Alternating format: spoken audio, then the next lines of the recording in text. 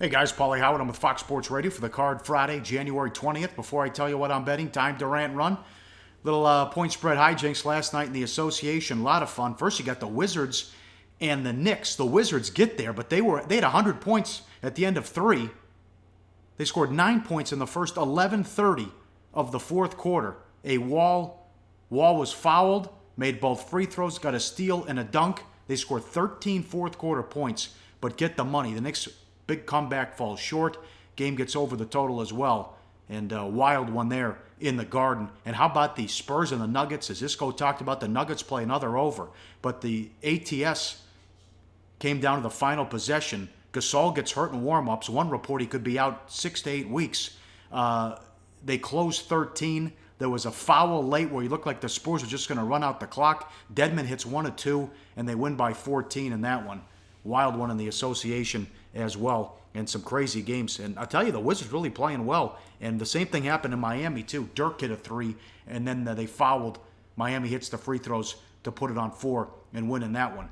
Now, how about this? One of the biggest upsets in sports history and one of the dumbest bets.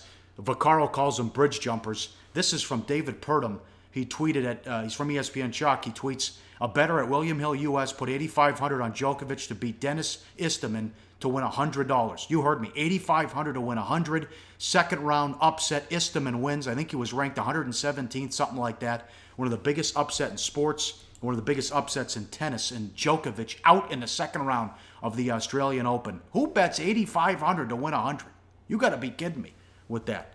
And the books didn't take any bets on Istomin, at least at William Hill. My God, time to tell you what I'm betting. Great card coming up Friday. Remember, the radio show's a Football Friday with Fezzik and Malinsky. Championship Sunday breakdown we'll get to. It's starting to look better for Devontae Adams, who said the ankle injury last year was more difficult to deal with. So not supposed to practice till Friday or Saturday. That could be good news for Green Bay, although you're seeing some Atlanta money come in. Rockets and the Warriors on ESPN, 236.5 the total.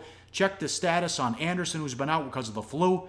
But the Warriors in revenge mode, they lost in double overtime at home in the first meeting. And no help here from the schedule makers against the Rockets. They had a couple games against Memphis. They went to Miami, then they played at home against Milwaukee. They got this game tonight, then they have to go to Memphis tomorrow again. Or I think they're 0-2 against the Grizzlies this year.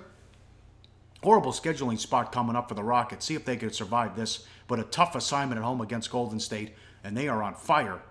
A quiet 36-6 and revenge. And you saw what they did against OKC and against the Cavs. That's coming up.